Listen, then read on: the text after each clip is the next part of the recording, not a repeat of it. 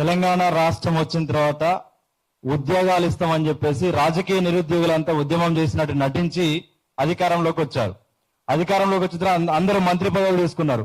వాళ్ళ అనుచరులకి మంత్రి పదవులు ఇప్పించుకున్నారు, ఎమ్మెల్యే పదవులు ఇప్పించుకున్నారు, వాళ్ళ భార్యలకి వాళ్ళ కుటుంబ సభ్యులకి కార్పొరేషన్ పదవులు ఇప్పించుకున్నారు. కానీ ఈ రోజు కోట్లాది మంది నిరుద్యోగులు, లక్షలాది మంది నిరుద్యోగుల సమస్యలు మాత్రం ఈ రోజు మాట్లాడుతున్నా విననట్టు నటిస్తున్న పరిస్థితి కనిపిస్తా ఉంది. కాబట్టి ఖచ్చితంగా జార్జ్ రెడ్డి పీడిఎస్ విద్యార్థి సంఘంగా ఇక్కడున్న అన్ని యూనివర్సిటీల విద్యార్థులుగా, విద్యార్థి సంఘాల నాయకులుగా, నిరుద్యోగులుగా ఈ ప్రభుత్వాన్ని హెచ్చరిస్తా ఉన్నాం.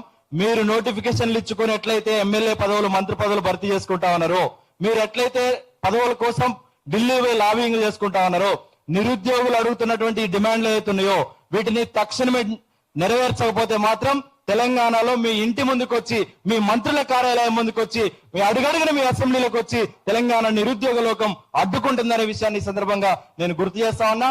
ముఖ్యంగా ఇక్కడున్న డిమాండ్లు ఈ రాష్ట్రంలో అధికారాన్ని అడగట్లేదు.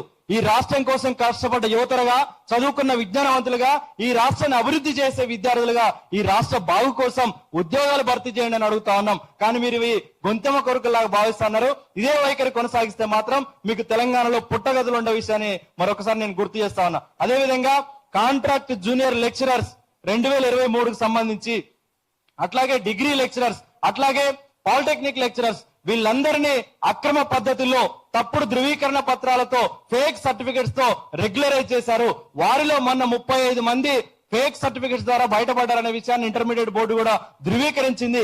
ఇంకా సుమారు 5,500 మంది దాంట్లో రిక్రూట్మెంట్ అయి ఉన్నారు. కాబట్టి ఈ మొత్తం ప్రాసెస్ మీద విచారణ చేయాల్సిన అవసరం ఉంది. కొత్త నోటిఫికేషన్ ఇచ్చి నిరుద్యోగులకు మరొకసారి అవకాశం ఇవ్వాల్సిన అవసరం ఉందనే విషయాన్ని గుర్తు చేస్తూ, సమయాన్ని దృష్టిలో పెట్టుకొని ఖచ్చితంగా అస్మా మరింత ఐక్యంగా ముందుకు పోవడానికి ఉస్మానియా యూనివర్సిటీ విద్యార్థులుగా నీకు తోడుగా మద్దతుగా నిలుస్తామని తెలియజేస్తూ ఈ కార్యక్రమానికి ఆహ్వానించిన ధన్యవాదాలు తెలియజేస్తూ నేను ముగిస్తాను. థ్యాంక్ యూ అన్న, థ్యాంక్ యూ సో మచ్.